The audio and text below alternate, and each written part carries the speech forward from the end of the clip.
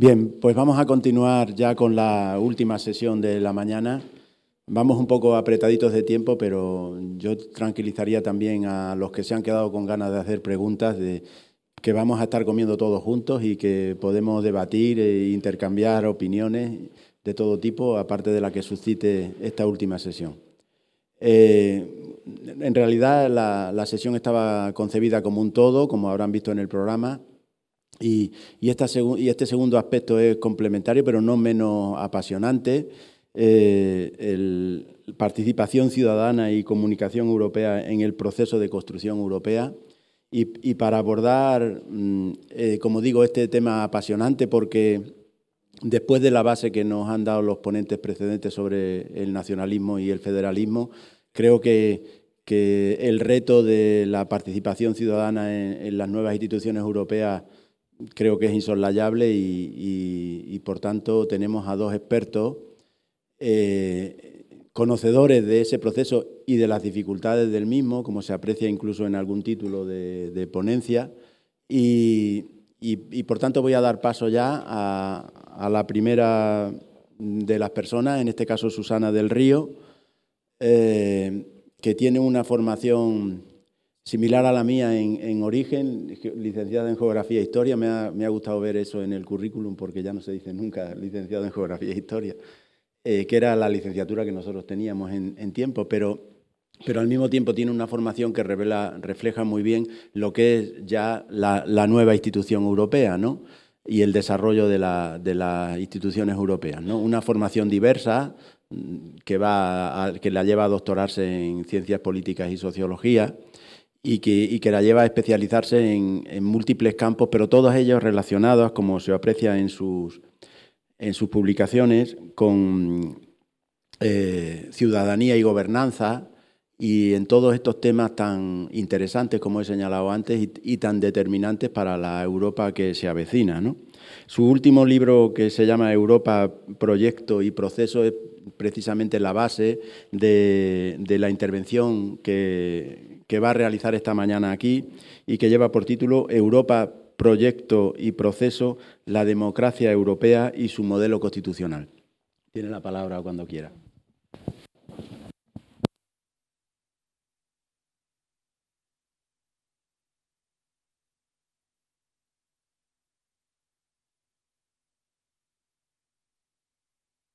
A la Fundación Academia Europea de Yuste por su invitación a este curso de verano en un lugar tan impresionante, lleno de historia, y realmente es una maravilla para todos, como dices, Mario Pedro, como estar aquí, ¿no? Y para una persona licenciada en Historia, como muy bien has dicho, a la que le gusta mucho el arte, la historia, Carlos V, su hijo Felipe II, el Real Monasterio de Yuste, el Escorial, pues es todavía, si cabe, más emocionante llegar aquí y poder hablarles aquí a todos ustedes de Europa. Quiero dar las gracias, por supuesto, al director de la Academia Europea de Yuste, de la Fundación Academia Europea de Yuste, Enrique Barrasa. Quiero dar las gracias de nuevo a Mario Pedro por la presentación, es también director del curso. Muchísimas gracias, como siempre, a Miguel Ángel Martín, porque es, como todos sabéis, alguien muy valioso, que conoce mucho todo el tema europeo y que además, bueno, pues en todo lo que ha sido la elaboración de mi libro para la Fundación Academia Europea de Yuste, editado por Peter Lang, pues ha sido todo el tiempo la persona que me ha apoyado, que me ha ayudado para enviar, para coordinar toda la traducción del libro. Quiero dar las gracias, por supuesto, también a la Universidad de Extremadura, a la Cátedra Jean Monnet de Enrique Moradiellos, y, bueno, y por supuesto saludar con cariño siempre a Eugenio Nassarre, a Alejandro Cercas, a Nacho Sánchez Amor, y decir que haber tenido la oportunidad de escuchar una vez más a Marcelino Oreja, pues siempre es algo impresionante, ¿no? Porque uno sigue aprendiendo y sigue escuchando realmente a personas que saben lo que dicen y que han hecho y siguen haciendo muy buena política. Y bueno, mi compañero de mesa, Paco Fonseca, nos conocemos desde hace muchos años, así que estoy muy a gusto y muchísimas gracias a todos por estar aquí. He titulado mi intervención, como muy bien has dicho, Europa, proyecto y proceso, la democracia europea y el modelo constitucional. Y bueno, ¿por qué? ¿Por qué lo he titulado así? Lo he titulado, la primera parte, pues está claro, ¿no? El título de mi libro con la Fundación Academia Europea de Juste es Europa, proyecto y proceso, ciudadanos, democracia y participación. Y he querido insistir en esa idea, ¿no? En que Europa tiene un gran valor precisamente por ser proyecto y por ser proceso, y que cuando me preguntan, me dicen que por qué no acaba o cómo va a acabar o qué está pasando con el proyecto europeo, cuándo vamos a conseguir construir de una vez Europa, pues yo siempre digo que es que el valor de Europa y una de sus cualidades precisamente está ahí, en que es proyecto y en que es proceso. Y entonces tiene una capacidad permanente de renovarse, de volverse a hacer y de volver a rehacerse a sí misma permanentemente. Hoy ha comenzado Marcelino Oreja su intervención diciendo que hoy es un día histórico y que quizás, en su opinión, es el día más histórico de Europa, ¿no? Hemos tenido efectivamente muchos días históricos importantes, muchos hitos, muchos puntos de inflexión y muchos momentos muy difíciles, pero también otros momentos muy buenos para el proyecto europeo. Hoy estamos viviendo un día histórico y un día en el que, en mi opinión, confluyen muchas de las ideas, muchos de los problemas, ¿por qué no?, muchos de los retos, muchos de los acontecimientos y de las capacidades de la Unión Europea, y vuelvo a repetir, de hacerse y volverse a hacer y renovarse ante los momentos de las crisis. Él también ha dicho que la integración europea es un ejercicio milagroso de confianza. Y es que es verdad, si los Estados miembros, ahora 28, no son capaces en un momento dado como el que estamos viviendo de llegar a un acuerdo que haga posible que un país como es Grecia, que, bueno, a mí los sentimientos y las emociones me importan, es el país en donde la cuna de la democracia, la cuna de la civilización europea, y un país en el que muchos ciudadanos lo están pasando mal. Si Europa, que es una idea basada en valores y basada fundamentalmente en la solidaridad y en la ayuda mutua y en una idea conjunta y compartida, no es capaz en un momento dado de buscar esa solución a través de la negociación, a través de una negociación durísima como la que hemos estado presenciando estos días, pues podríamos cuestionarnos, yo no, porque soy muy europeísta, qué está haciendo Europa, ¿no? Pero bueno, Europa una vez más ha sabido, en mi opinión, aunque vengan ahora unos días complicados, muy complicados,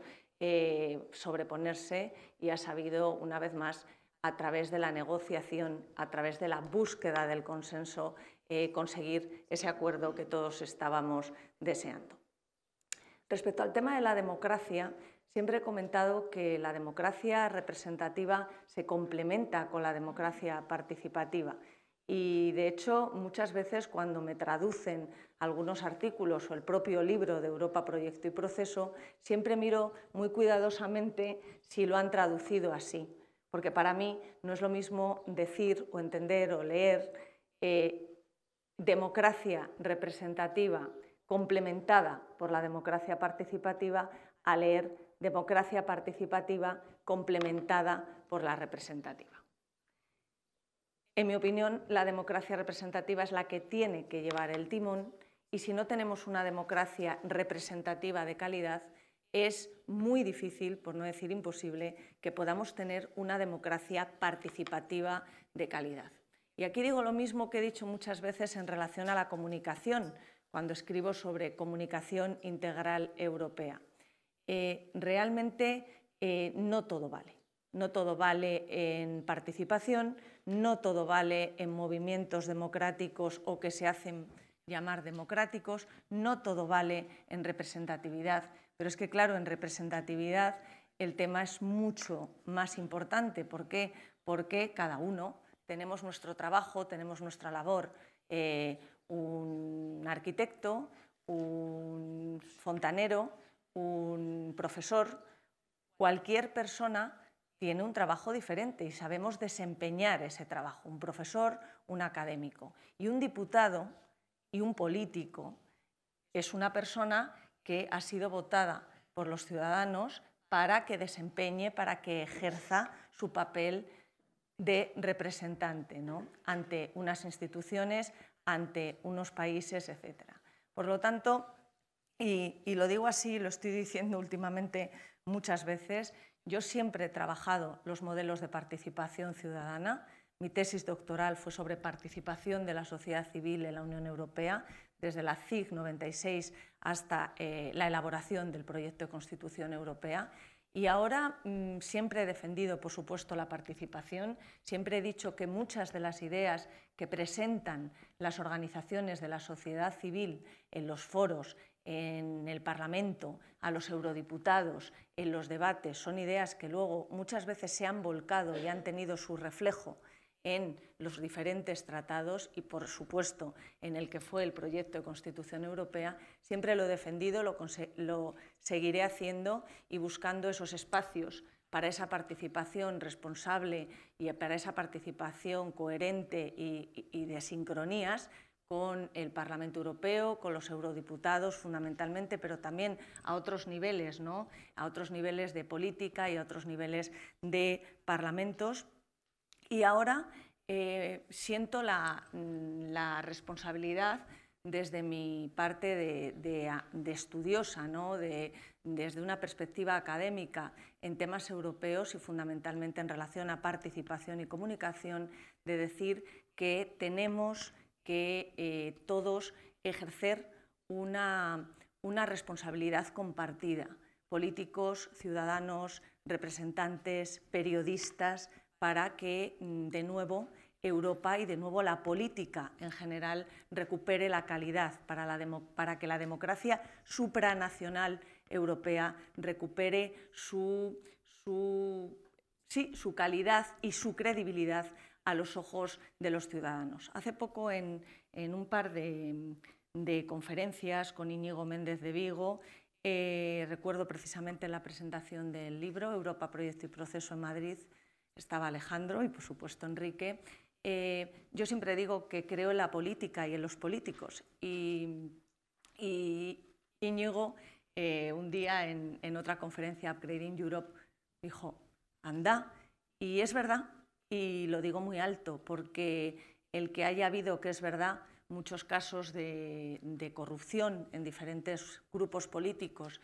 y que los ciudadanos desconfíen, que lo veo lógico también, ¿no?, en la política y lo que está sucediendo, no es, en mi opinión, la excusa, por decirlo de alguna forma, para que haya una especie de alejamiento tan grande y de insulto a la política en general. En mi opinión, hay gran política. Europa es un gran referente para hacer gran política. Y precisamente por esos dos elementos que les estoy apuntando, de cómo complementa la democracia participativa al timón de la democracia representativa y cómo ha sido capaz la democracia europea de pasar, en mi opinión, de ser una democracia transnacional, que lo sigue siendo, a ser una democracia supranacional.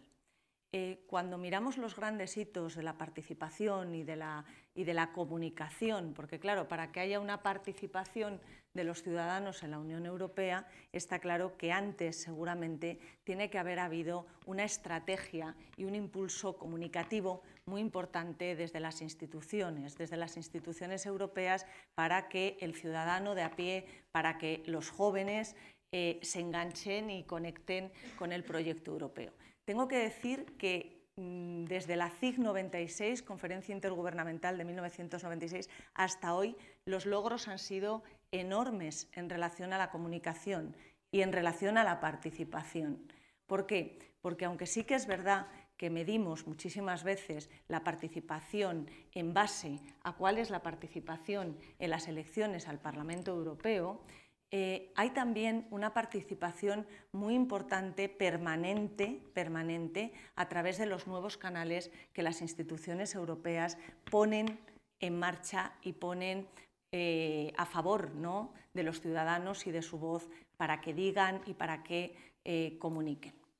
Bueno, pues así como grandes momentos, en mi opinión, de la construcción europea, del proceso de integración europea en relación a los parámetros de participación de los ciudadanos y de cómo comunicar Europa, yo destacaría, pues, después de pasar la Conferencia Intergubernamental del 96, que fue la que elaboró el Tratado de Ámsterdam, cómo después se convoca, y esto lo voy a enlazar luego con lo que es el modelo constitucional europeo, al que yo creo que hay que volver a dar visibilidad y en el que hay que volver a pensar, cómo una convención es llamada un órgano único, un órgano diferente en el que tienen voz más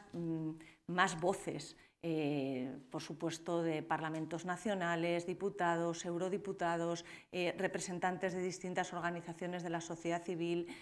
Comité Económico y Social, Comité de las Regiones, para elaborar la Carta de Derechos Fundamentales de la Unión Europea. Una carta que, como todos ustedes saben, está basada en los principios de libertad, igualdad, dignidad y solidaridad en el marco de la ciudadanía y de la justicia. Una carta que no fue en su momento vinculada jurídicamente al Tratado de Niza, pero que Nicole Fontaine, la presidenta del Parlamento Europeo, en aquella etapa dijo que desde ese momento iba a ser el texto, la carta, el documento hoja de ruta para el Parlamento Europeo y para todos los eurodiputados. Y así ha sido. De hecho, ahora la Carta de Derechos Fundamentales de la Unión Europea está vinculada jurídicamente al tratado por el que nos regimos, al Tratado de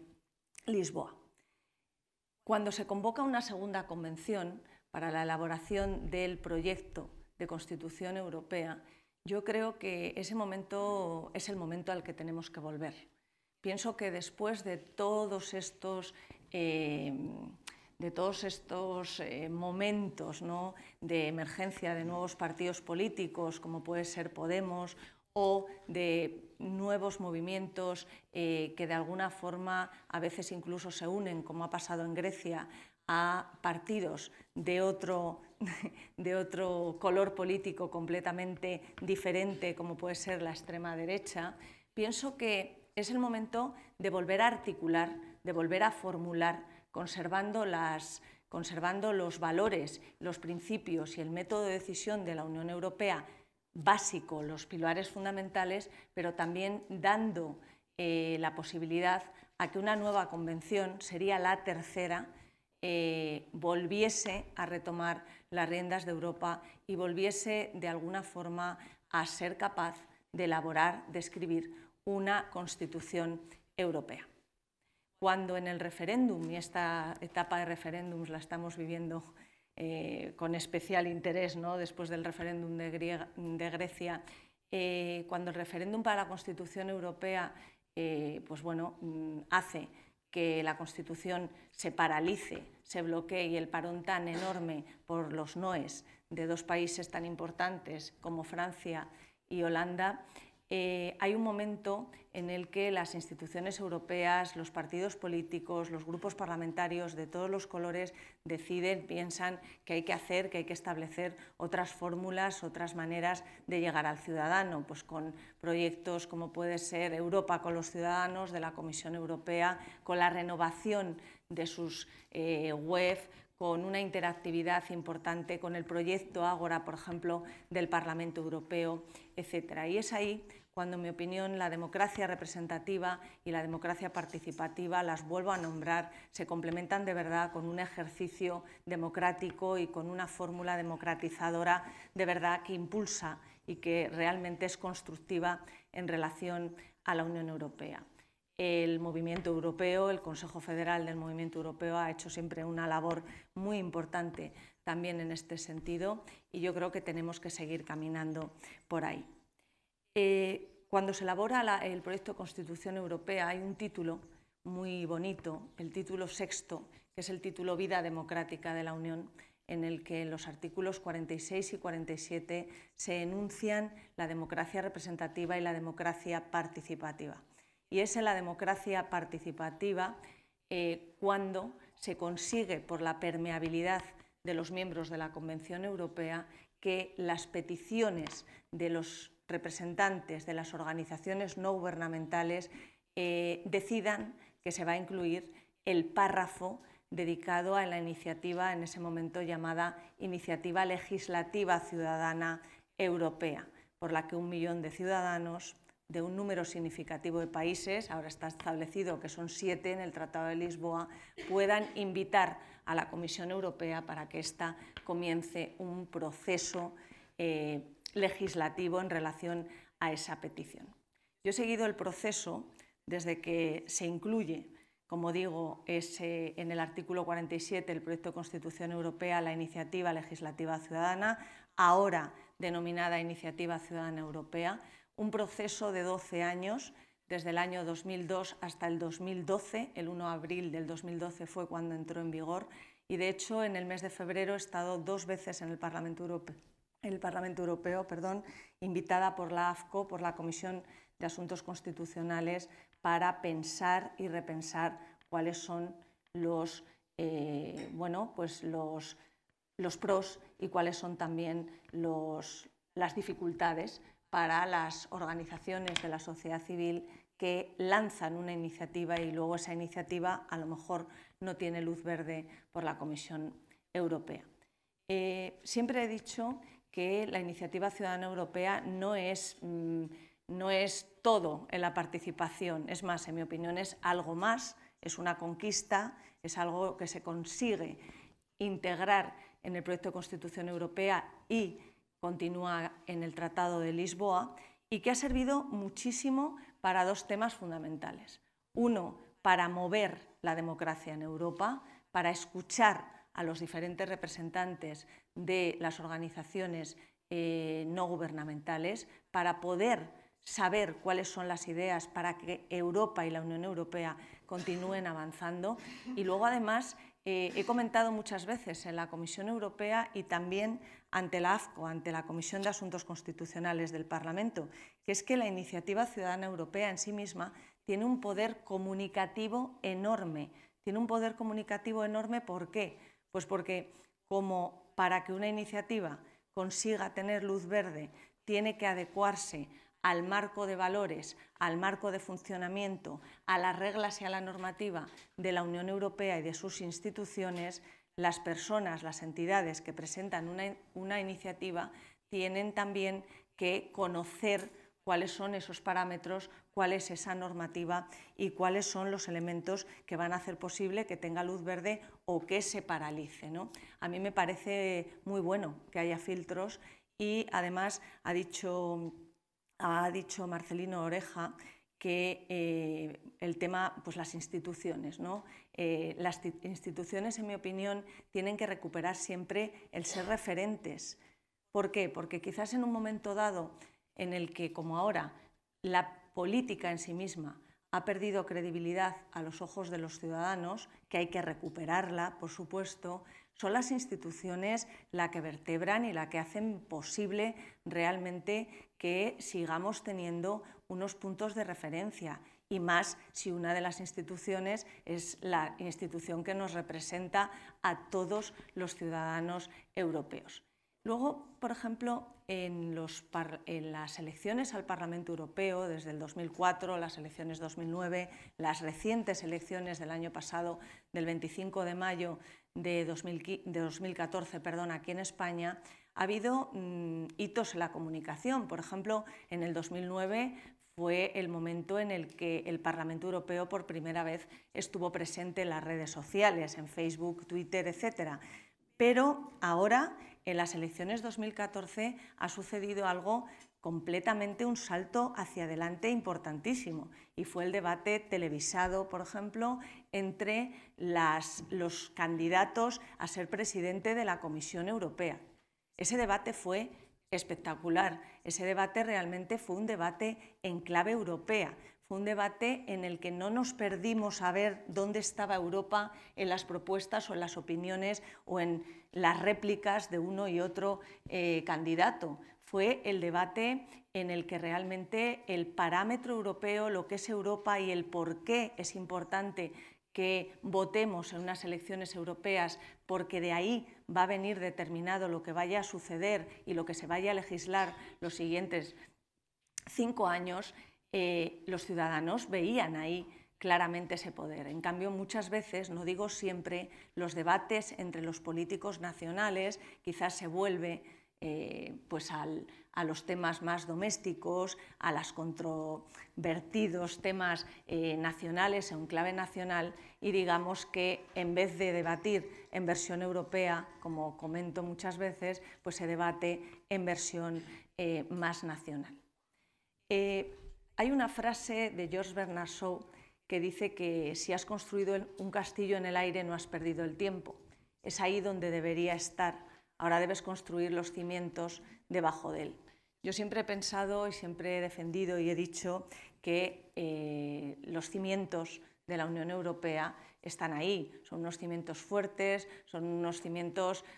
y unas columnas importantes, ¿no? Pero sí que es verdad que en esta nueva etapa, con el tema financiero, con el tema bancario, con todo lo que conlleva, ¿no?, el tema fiscal, sí que se ha hablado, ¿no?, de cuáles son aquellos elementos que tiene que mejorar o que tiene que crear o que se han quedado por crear pendientes en la Unión Europea. Y entonces, bueno, ahí sí que hay un camino por recorrer. Quizás la enseñanza de la crisis griega y de lo que está pasando estos días, de lo que ha pasado, nos lleva pues a ver eso, que Europa, como he dicho al principio, es proyecto y proceso, y que Europa realmente tiene que caminar en ese sentido. Y bueno, hay un tema que creo que es muy importante, y es el poder integrador de los ciudadanos. El proceso de integración europea, así se titula la primera parte, o así comienza del título de este curso. El proceso de integración europea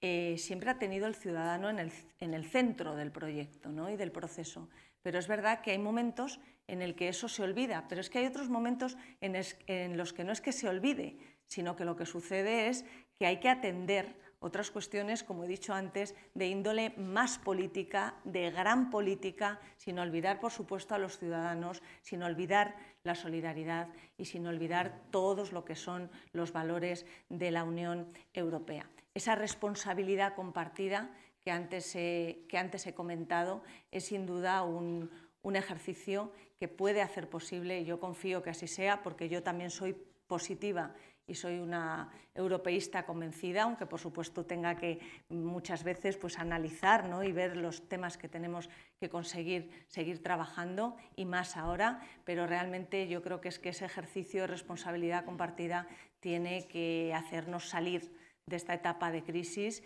y de este momento tan decisivo que, como decía Marcelino Oreja, ha hecho que hoy estemos todos aquí debatiendo sobre Europa en un día realmente